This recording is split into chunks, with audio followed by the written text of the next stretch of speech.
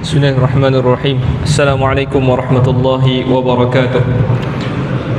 Innal hamdalillah nahmaduhu wa nasta'inuhu wa nastaghfiruh wa na'udzu billahi min shururi anfusina wa min sayyiati a'malina.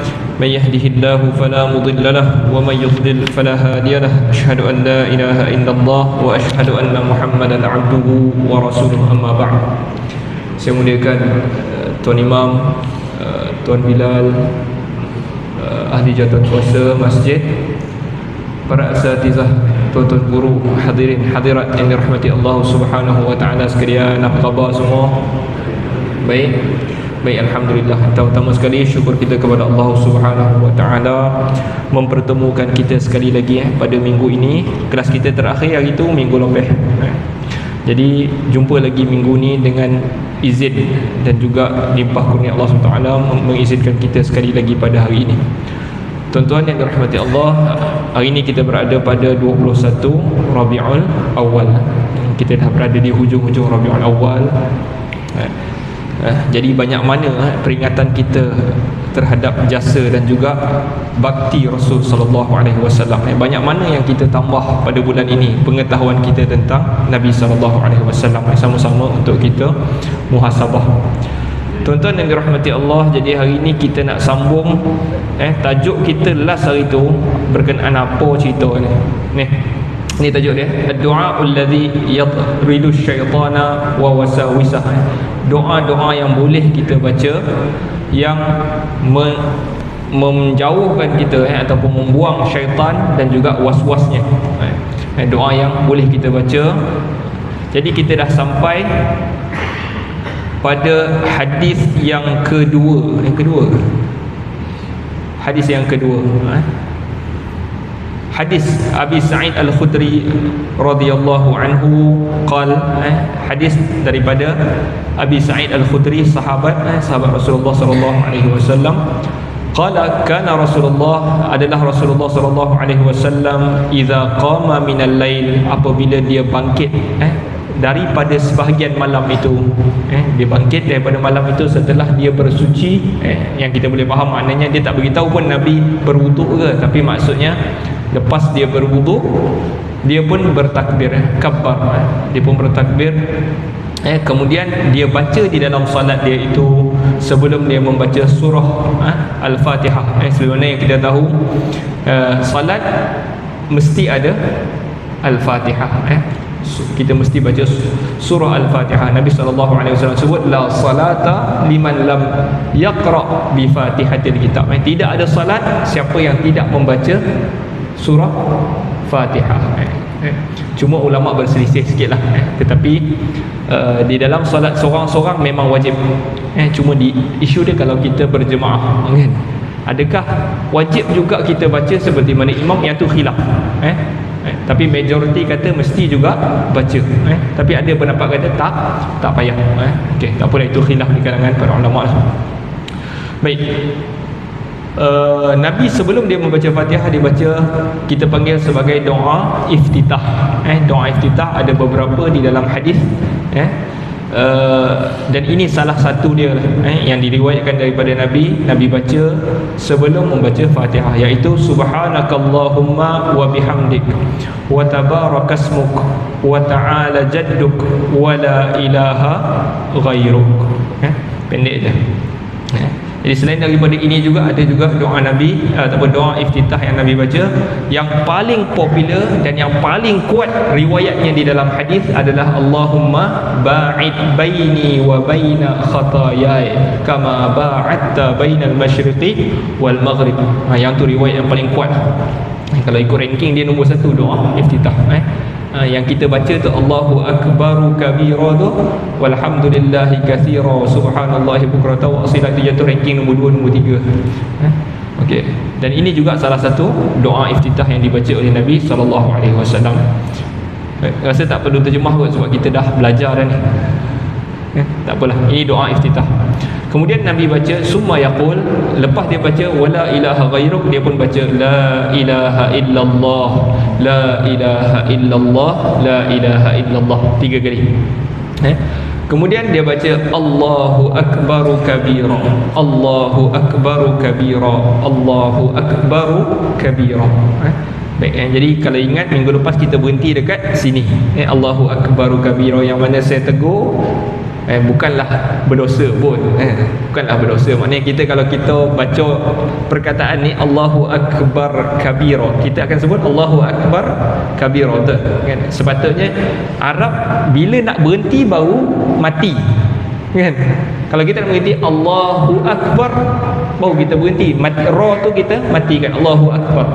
Tapi kalau kita nak sambung lagi, kita kena baca baris dia tu, kan? Jadi sepatutnya kalau kita nak baca Allahu akbaru kabira, kita kena sebut ru tu, Allahu akbaru kabira. Nak berhenti baru sukun, baru kita matikan. Kalau kita tulis dia Allahu akbar, sebenarnya ra tu baris depan, Allahu akbaru. Membawa maksud Allah akbar, yang paling besar. Akbar paling besar. Besar apa? Dia besar segala-galanya. Segala-galanya dia adalah besar. Besar. Kalau kita nak, macam mana kita nak faham Allah itu besar, dalam hidup kita ni tak ada yang lebih besar daripada Allah. Kalau ada satu tujuan untuk mendapat keredaan ibu bapa, satu lagi kita buat untuk mendapat keredaan Allah, tentulah kita dahulukan Allah. Itu maksud Allahu akbar. Allahu akbar. Kabira, kabira ni dipanggil maf'ul mutlaq. Mutlaq dia. Maksudnya mutlaq ni macam sangat-sangat besar, macam itulah. Maf'ul mutlaq dia macam maksud hyperbole. Kalau bahasa Inggeris ni namanya kita membesarkan benda tu. Dia dah lah agung dan dia paling agung. Itu maksud kabira. Allahu akbaru kabira. Okey. Nabi baca Allahu akbaru kabira 3 kali. Allahu akbaru kabira, Allahu akbaru kabira, Allahu akbaru kabira. Okey. Syahid dia dekat sini, Nabi baca lepas la ilaha illallah 3 kali, Allahu akbaru kabira 3 kali, Nabi baca a'udzu billahi samii'il alim minasyaitonir rajim min hamzihi wa nafthihi wa nafthihi. Okey, syahid dia nak bagi tahu sebab tajuk kita tadi apa? Doa yang boleh kita baca untuk menjauhkan, membuang syaitan dan juga was-was. Jadi dalam solat Nabi baca doa iftitah, Nabi tahlil, tahlil la ilaha illallah, lepas tu Nabi takbir Allahu akbar, dan juga Nabi baca a'udzu billahi samii'il alimi minasyaitonir rajim. Apa maksud dia? A'udzu, aku berlindung. Jadi kita sebutkan juga dulu, perkataan a'udzu datang daripada perkataan al-auz. Jumpa tuan-tuan, nampak tak kat mana? Nak ya. Okey, kat sini tuan-tuan dekat mana ustaz ni khabar ni? Okey. A'uz dekat sini. A'uz maksud dia datang daripada perkataan al-auz. Al-auz maksud dia adalah daging yang lekat pada tulang. Kalau tulang, kalau kita makan ayam tu, ada daging yang meloket pada tulang, kan? Kalau daging apa ni, daging lembu pun, tulang lembu tu ada daging yang meloket-loket tu, kan? Jadi bergantungnya daging tu, kadang-kadang kita nampak yang mengikat antara daging dengan tulang tu satu ni, kan? Sikit ya daging yang tu lah maksud aus. Maksudnya kita ni bergantung sungguh dengan tulang tu. A'udzu, aku berlindung dengan kau, aku bergantung dengan kau. Itu maksud a'udzu. A'udzu, aku berlindung. Datang daripada perkataan tu, jadilah maksud dia aku berlindung. A'udzu, aku berlindung dengan Allah. Dengan Allah As-Sami' yang maha mendengar. Yang maha mendengar. Tuhan itu maha mendengar. Jadi kita kena ingat nama Tuhan. Tuhan itu maha mendengar. Jadi kita jangan sebut sahaja, kan? Kita selalu i'tidal, kan? Kita baca apa? I'tidal. Sami'allahu liman hamidah. Sami'a tu perkataan dia, sami'. Maksud dia dengar. Allah dengar liman hamidah, siapa yang pujinya. Jadi kita kena beriman Allah Ta'ala itu dengar. Dia dengar segala-galanya. Di dalam surah Al-Mujadilah, perbualan Nabi dengan nama perempuan tu Khawlah bintu Sa'labah. Khawlah bintu Sa'labah, dia macam bertekak dengan Nabi. Dia macam ada argue dengan Nabi lah. Dan dalam bilik itu Ketika dia argue tu dalam satu ruang yang sama, ada juga Aisyah. Aisyah ada di situ. Nabi dan perempuan ini bercakap. Maksudnya perempuan ini tengah bincang pasal suami dia. Suami dia ziharkan dia. Dia macam dia masuk dia nak apa? Dia argue lah. Suami dia ni ziharkan dia. Zihar dalam Islam maksudnya macam seolah-olah nak talakkan isteri dia. Jadi dia tak boleh, dia kata tak boleh. Kalau dia cerai dengan aku, zihar ni berlaku, jadi kalau dia bercerai dengan aku, dia tak boleh hidup, aku pun tak boleh hidup. Maknanya aku bergantung dengan dia cari duit, tapi dia tak boleh nak urus kehidupan dia. Akulah yang urus kehidupan dia, anak-anak aku uruskan. Jadi tak boleh nak bercerai. Jadi ceritanya adalah ketika mereka berada dalam satu bilik berbincang tu, Aisyah ada situ, dan Aisyah tak berapa dengar pun. Perbincangan tu kadang-kadang dengar, kadang-kadang tak apa dengar. Tetapi Allah sebut dalam surah Al-Mujadilah, laqad sami'allahu qaulal lati tujadiluka fi zawjiha. Sesungguhnya benar-benar Allah mendengar kata-kata yang perempuan itu yang berjidal dengan engkau, yang argue dengan engkau tu, Allah dengar. Aisyah ada situ pun tak berapa dengar, tapi Allah dengar. Itu berimanlah dengan Allah, itu dengar apa sahaja. Jadi apabila kita beriman dengan sifat Allah yang maha mendengar, kita takkan cakap melainkan benda-benda yang baik. Kita tahu Tuhan dengar. A'udzubillah. Okey, jadi ulang balik, aku berlindung dengan Allah As-Sami' yang maha mendengar, Al-Alim yang maha mengetahui. Tuan-tuan, ini juga perkataan Al-Alim. Al-Alim dalam bahasa Arab membawa maksud sirah mubalaghah, yang sangat-sangat dengar. Sebab tu kalau kita terjemah perkataan Al-Alim, maksud dia maha mendengar, sangat dengar. Sirah mubalaghah. Kalau manusia biasanya kita tak sebut alim. Kalau kita nak panggil syekh ni alim lah, kita tak panggil alim, kita akan sebut alim. Syekh tu alim. Alim orang yang alim. Okey, tapi kalau alim maksud dia sangat-sangat mengetahui.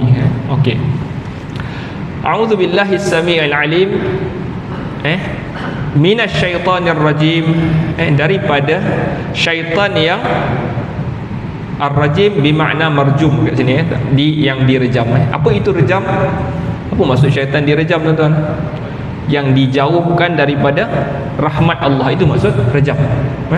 Maksudnya dia ini dijauhkan daripada rahmat Allah. Syaitan diberi pilihan untuk taat kepada Allah, tapi dia pilih untuk lari daripada taat. Jadi dia itu dijauhkan rahmat Allah. Rajim. Min hamzihi, daripada hasutannya, daripada hasutannya, hamas, hasutan dia tu.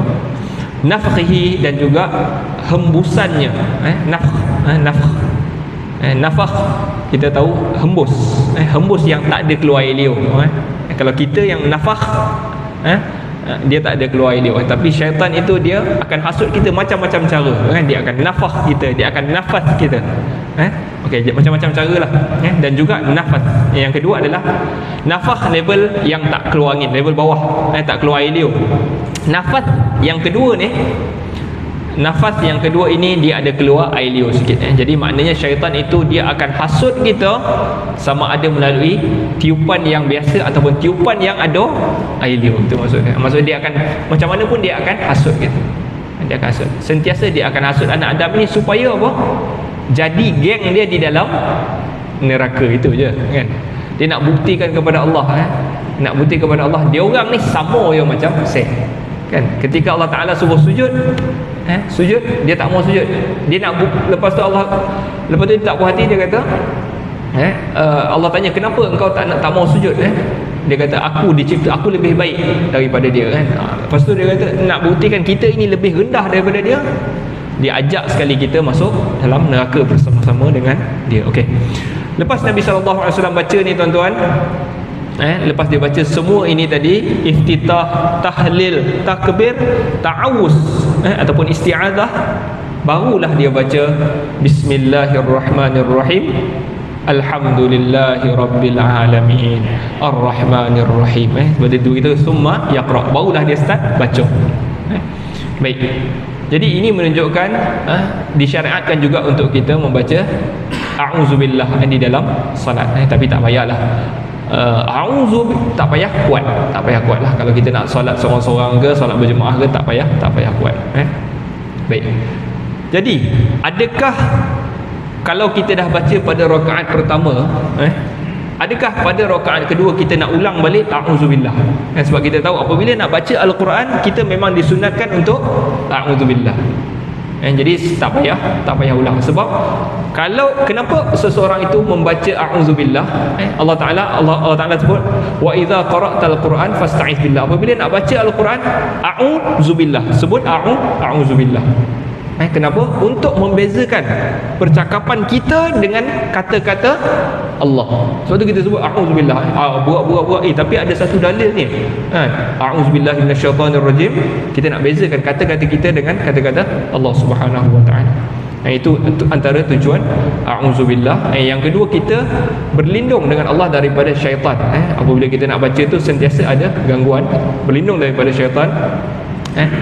Dan kalau kita nak baca ayat yang lain, lepas tu kita sambung bercakap. Lepas kita sebut firman Allah tadi, kita baca ayat Quran, lepas tu kita sambung bercakap, lepas tu nak baca balik dalil, disunatkan untuk baca a'udzubillah balik.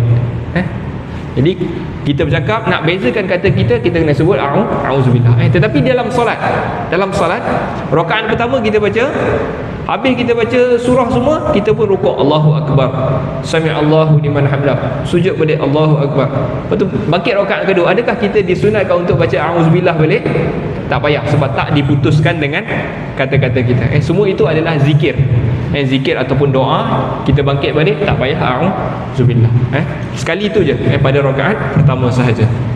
Itu berkenaan dengan apa yang boleh kita baca untuk membuang syaitan, gangguan syaitan di dalam salat kita. Iaitu kita mula pada rakaat pertama membaca a'udzubillah, ataupun sama ada kita baca a'udzubillahi minasyaitonirrajim, ataupun kita baca lafaz yang diriwayatkan daripada Nabi ni, iaitu a'udzubillahis samii'il alim minasyaitonirrajim min hamzihi wa nafthihi wa nafthihi.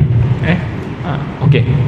Itu berkaitan dengan hadis yang kedua lah tuan-tuan. Kedua. Tadi yang mula-mula ayat Quran, yang ni hadis. Kita sambung pada hadis yang seterusnya dalam tajuk yang sama, iaitu apa yang boleh kita baca untuk mengelakkan, menjauhkan gangguan syaitan adalah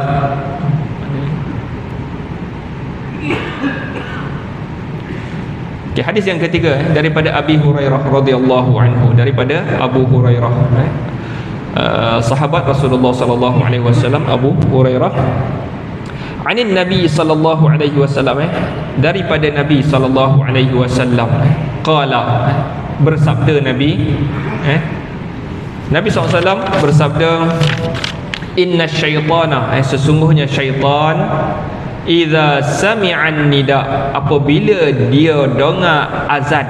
An-nida maksud dia seruan, tetapi apabila Islam datang, an-nida semua orang faham azan, seruan, itu maksud dia azan.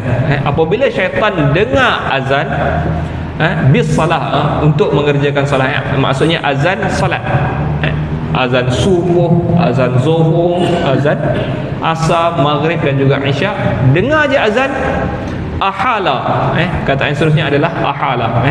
Jadi apa maksud ahala? Maknanya syaitan mula berpindah tempat.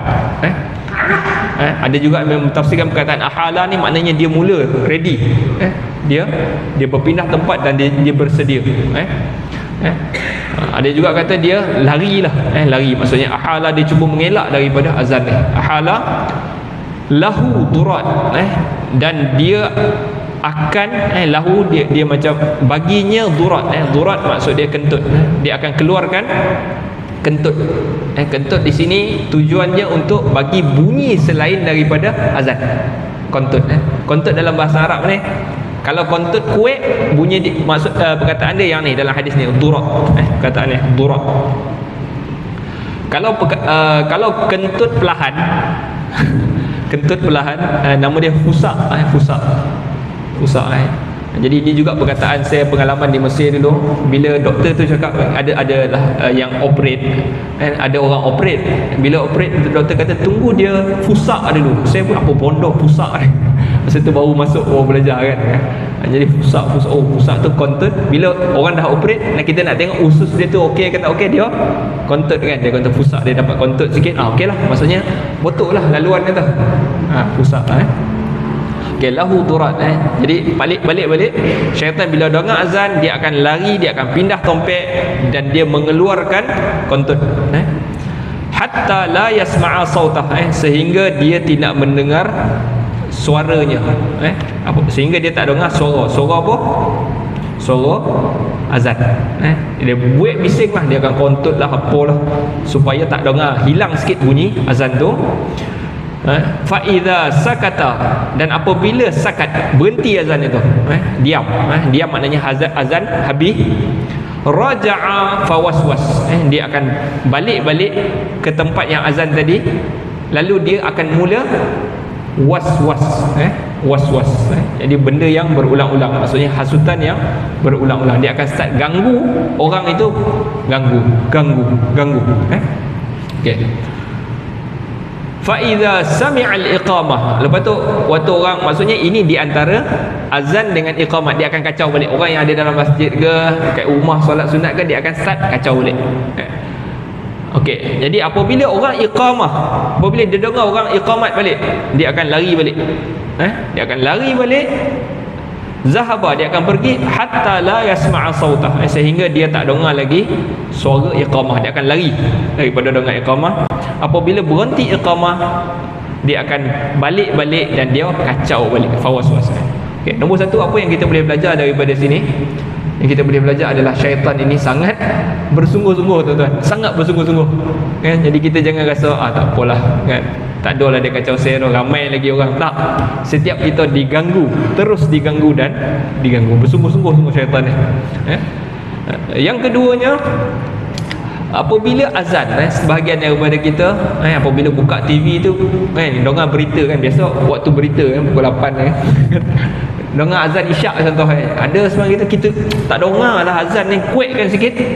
Jadi lebih kurang syaitan lah dia, kan, sebab syaitan keluarkan bunyi kontut supaya tak dengar, kita kuatkan TV, supaya tak dengar azan. Jadi macam syaitan lah kita. Jadi kita nak tahu juga, jadi jangan kita buat benda-benda yang macam syaitan ni. Apabila kita dengar azan, kita sepatutnya rasa syukur, bukan rasa marah. Kita syukur dengan azan, maknanya kita tahu ini adalah keadaan yang paling baik sekali dalam hidup aku apabila azan. Maknanya syaitan tak ada sekitar ni, syaitan lah lari. Okey, itu berkenaan dengan azan. Okey, pergi. Okey, jadi satu juga yang boleh kita belajar adalah salah satu, kalaulah ada orang yang diganggu syaitan, daripada hadis ni kita dapat belajar juga, kalau ada orang ataupun satu kawasan tu ramai yang macam kena, dia panggil rasuk, kena rasuk. Syaitan ni boleh masuk tak dalam badan kita? Syaitan ni jin lah, tuan-tuan. Syaitan adalah jin, makhluk yang di kalangan jin. Jin ada yang baik, ada yang jahat, dan yang jahat ini dipanggil syaitan. Syaitan. Okey. Syaitan ni boleh masuk tak dalam badan kita? Boleh. Allah kata allazina ya'kuluna ar-riba la yaqumuna illa kama yaqumul ladzi yatakhabbathu asy-syaitanu minal mas. Sungguhnya orang yang makan riba tu, dia tidak dapat berdiri seperti mana orang yang dimasuki syaitan. Dimasuki syaitan dalam minal mas, daripada sentuhan syaitan. Maksudnya Allah beritahu orang yang makan riba ni macam orang kena rasuk syaitan. Jadi ayat tu juga buktikan bahawa syaitan memang boleh masuk dalam badan kita. Okey. Jadi kalau ada yang kena rasuk ataupun diganggu syaitan, kita boleh gunakan salah satu senjata yang ampuh adalah azan. Azan juga. Okey, itu berkenaan dengan azan, ataupun benda yang boleh menghilangkan gangguan syaitan adalah azan. Dan yang keempat adalah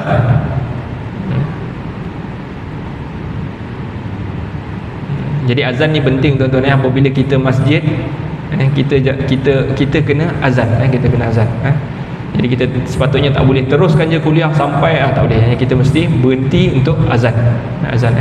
Selain daripada syiar, syiar dia juga disunnahkan untuk azan. Okey. Hadis yang seterusnya sama ke ni? Tak, kita tengok jap. Okey, hadis seterusnya daripada, kalau sama kita ulang lah.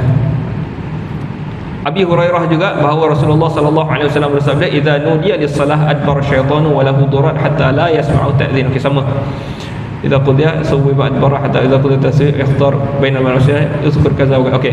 Hadis ni maksud dia lebih kurang sama macam tadi. Apabila azan dia lari, apabila dah habis azan dia datang balik, dan yang ni cerita panjang sikit. Hatta idza qudiyat taswib aqbala hatta yaqtur. Jadi apabila dah habis segala tadi, kita cerita tadi, azan dia lari, habis azan masuk balik, iqamah lari, lepas tu datang balik. Okey, ni dia cerita apabila habis iqamah, dia akan aqbala hatta yaqtur, dia akan datang kepada kita sehingga dia masuk yaqtur. Yaqtir boleh, yaqtur boleh. Yaqtur ni maksudnya dia start macam-macam lintasan. Lintasan ni maknanya dia cuba ni bukanlah lintasan bukan, dia macam nak apa, ganggu kita, kita punya konsentrasi tu dia nak ganggu. Bainal mar'i wa nafsihi, dia di antara individu dan juga dirinya. Wa yaqulu, lalu dia berkata, uzkur kaza wa kaza. Uzkur, ingatlah ini dan ini. Waktu kita salat tu, sebab tu betul tuan-tuan, waktu salat tu kita teringat macam-macam. Sebab ada bersama kita tadi, sebelum kita salat, ada syaitan ataupun qarin yang duduk dengan kita ni. Dia nampak apa benda yang kita buat, dia duduk dengan kita dan dia tahu apa yang kita buat. Lalu apabila kita berdiri dalam salat, dia start sebut balik benda-benda yang kita buat tadi. Jadi itu kita teringat yang tadi, apa benda tadi, tadi kunci letak kat mana tadi kan. Dia nampak kan, dia nampak kita salah letak ke, dia ingat betul, kita pun dalam solat tu meraba-raba mana kunci. Jadi sebab tu benda itu berlaku. Kita rasa macam ni bondo ni kek kita, tak, dia datang daripada luar, sebenarnya daripada syaitan. Sebab tu ada satu kisah Abu Hanifah. Tapi saya tak pasti sanad dia, tak betul ke tidak cerita ni kan. Diceritakan ruwiyah, diceritakan ada seorang lelaki bertemu dengan Abu Hanifah. Abu Hanifah tabi'in. Lalu lelaki ni cakap, aku ni terlupa sesuatu. Lalu apa nasihat Abu Hanifah kepada lelaki ni? Dia kata, solat 2 rakaat. Jadi apabila lelaki tu solat 2 rakaat, ingatlah dia benda yang dia lupa tadi kan. Jadi tak tahulah cerita ni betul ke tidak, tapi bukan nak pondok tu, maksudnya memang waktu solat kita teringat macam-macam. Uzkur kaza kata syaitan, lima lam yakun yazkur, terhadap benda yang dia kadang-kadang pun tak pernah nak teringat pun. Benda yang dia tak pernah teringat pun dia teringat. Okey, so ada syaitan yang bersama dengan dia. Hatta yazalla ar-rajulu la yadri kam shalla, sehinggalah jadi lelaki itu dia tak tahu berapa banyak dia dah salat. Maknanya berapa rakaat. Cerita ini kisah yang memang kita lalui. Kita tak tahu, ingat dah berapa rakaat pertama ke kedua. Jadi macam mana tuan-tuan? Itu fake lah. Tapi yang asasnya patutnya janganlah benda itu selalu sangat berlaku. Ini tiap kali solat berlaku. Itu masalah. Itu masalah. Maksudnya kita ni tak pernah konsentrate dalam solat. Kadang-kadang mungkin lah, kadang-kadang kita mungkin terlalu penat ke, mungkin berlaku, tak apalah ni. Tapi ni setiap hari, sehari 5 kali solat, 5 kali tak tahu apa ni kan. Jadi duk tengok imam masjid dah bangun dah, ni berdiri ke duduk ni kan. Jadi yang tu tahu dia, maksudnya kita tahu. Okey, itu berkenaan dengan berapa banyak salat, kam salat. Dia tak tahu berapa rakaat yang dia dah salat. Okey, jadi kesimpulan dia kat sini apa?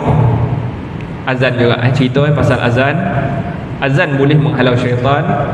Seterusnya ni cerita tentang apa ni? Ini pun azan juga, tak apalah, saya skip lah. Ini pun waqfun ala yasari zaka syaitan qala lahu khinzaq. Yang ni kita dah baca.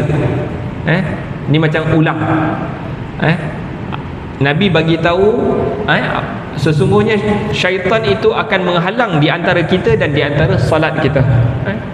Sentiasalah syaitan akan ganggu salat kita, sebab dia tahu salat adalah punca seseorang itu nak masuk syurga. Sebab tu waktu kita salat dia paling kacau.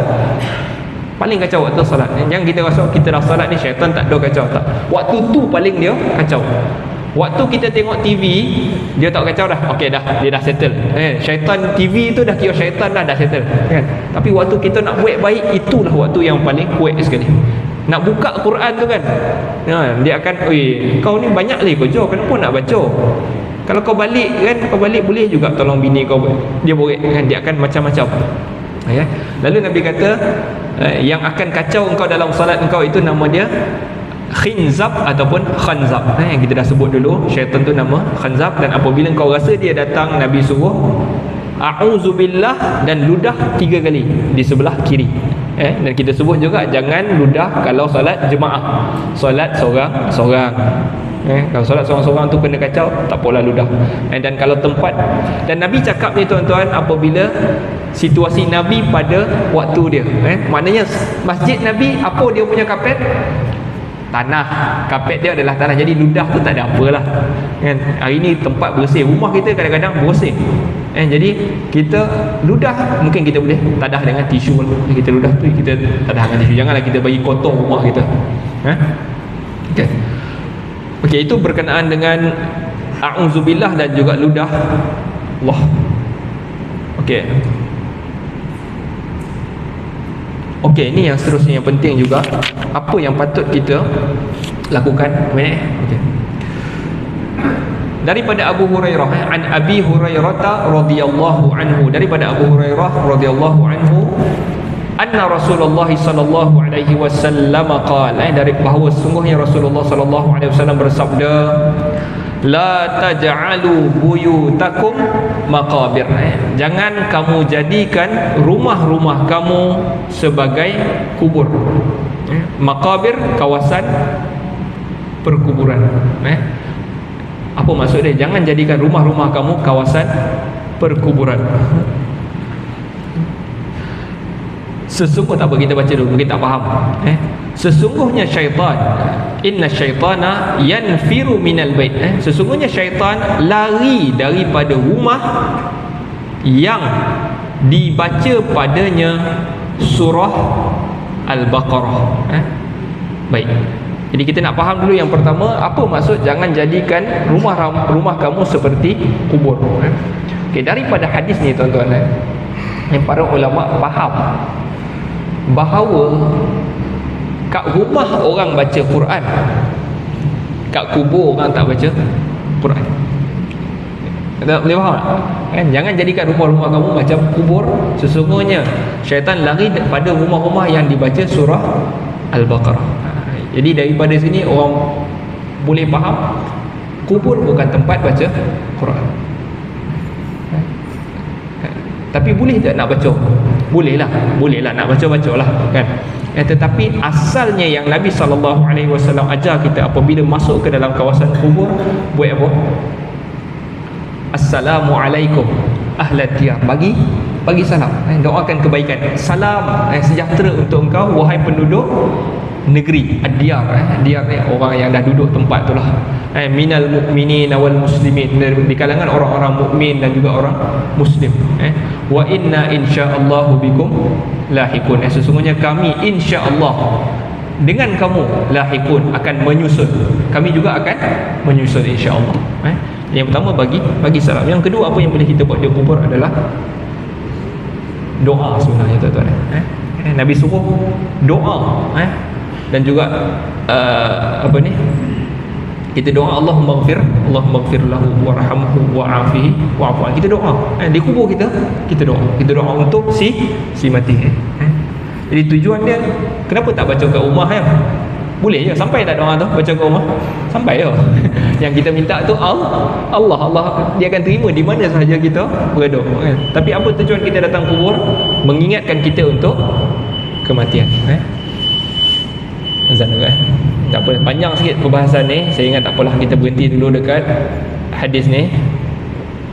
Kalau sambung dia akan jadi lagi panjang. Apa kita berhenti? Nanti kita ulang balik. Ada soalan tak? Tak ada. Tak apa. Okey, nas'alullah ta'ala yanfa'ana bima sami'na wa yaj'alana hudatan muhtadin. Wa sallallahu ala sayyidina Muhammad wa ala alihi wa sahbihi wa sallam. Walhamdulillahirabbil alamin.